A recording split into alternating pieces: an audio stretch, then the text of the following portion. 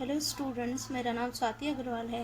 आज के लेक्चर में हम देखेंगे डिस्क ऑर्गेनाइजेशन इन ऑपरेटिंग सिस्टम। इसमें हम देखेंगे कि डिस्क को कैसे ऑर्गेनाइज किया जाता है, मतलब मास स्टोरेज स्ट्रक्चर, मतलब कि डाटा को कैसे स्टोर किया जाता है। डिस्क ऑर्गेनाइजेशन क्या होता है? It is the manner in which the disk device is organized for storage of data.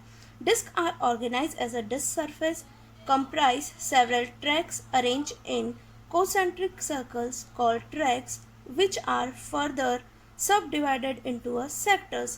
The greater the number of track, the more is storage capacity of the disk. मतलब disc organisation एक तरह का तरीका है data को store करने का, जिसमें क्या होता है, डिस्क की सरफेस होती है जो कई सारे ट्रैक्स और सेक्टर्स में डिवाइड होती है, जिसमें हम क्या करते हैं, डाटा को स्टोर करते हैं। और जितने ज़्यादा ट्रैक्स और सेक्टर्स होंगे उतने ही ज़्यादा हमारे पास डाटा क्या होगा, स्टोर होगा। जैसे कि फिगर में दिखा गया है, एक सरफेस है, दूसरा ट्रैक और तीसरा सेक्टर्स। मतलब ये जो सर्कल है वो कई सारे ट्रैक्स में डिवाइडेड है और वही कई सारे ट्रैक्स और भी कई सारे सेक्टर्स में डिवाइडेड है, जिसमें कि डाटा हम क्या करते हैं, स्टोर करते हैं। नेक्स्ट हम देखेंगे magnetic disk structure. In modern computers most of the secondary storage in the form of magnetic disk, hence knowing the structure of the magnetic disk is necessary to understand how the data in disk accessed by computer। मतलब आजकल के modern computers में सबसे ज़्यादा जो use की जाती है वो होती है मैग्नेटिक डिस्क स्ट्रक्चर, जो क्या होती है, जो मैग्नेटिक फील्ड पे क्या करती है, हमारे काम करती है, जहाँ पे हम क्या करते हैं, डाटा को स्टोर करने के लिए मैग्नेटिक फील्ड का यूज़ करते हैं। अब उसमें क्या होता है, मैंने एक स्ट्रक्चर शो किया है आप लोगों के सामने, स्ट्रक्चर ऑफ मैग्नेटिक डिस्क, जिसमें क्या है, एक डिस्क है जो कई सारे प्लेटर्स में डिवाइडेड है। इस डिस्क में जो राउंड शेप में सर्कल्स होते हैं वो कई सारे प्लेटर्स होते हैं। उन प्लेटर्स में रीड राइट हेड लगा हुआ है एक आर्म की सहायता से। उसके बाद एक स्प्लिंडर है जिसकी दो सहायता से वो क्या करती है, घूमती है, और कुछ ट्रैक्स और सेक्टर्स में इन प्लेटर्स को डिवाइड किया जाता है।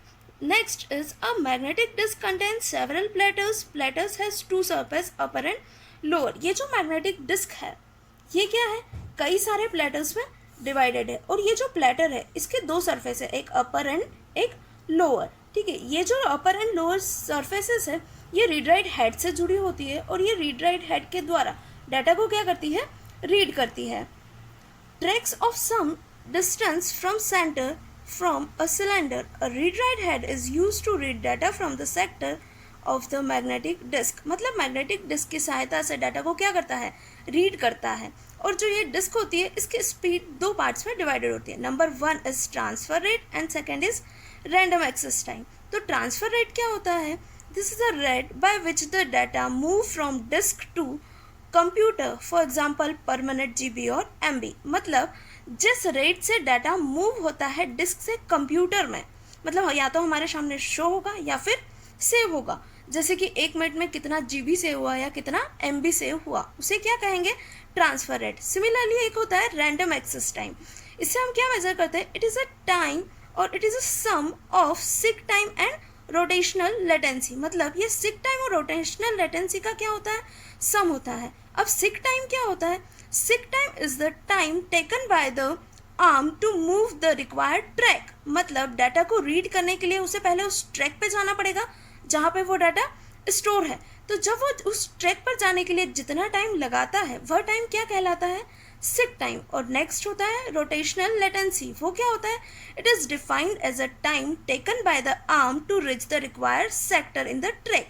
मतलब ट्रैक पे जाने के बाद अब उसे उस सेक्टर में या उस ब्लॉक में जाना पड़ेगा जहाँ से उसे डाटा क्या करना है, रीड करना है। तो जो वो टाइम होता है वो होता है रोटेशनल लेटेंसी टाइम। तो इसी तरह से क्या होता है, हमारी डिस्क में डाटा स्टोर किया जाता है और एक्सेस किया जाता है, और जो हमारी डिस्क होती है वो कई सारे ट्रैक्स और सेक्टर्स में डिवाइड होती है। तो ये होगा हमारा डिस्क का स्ट्रक्चर।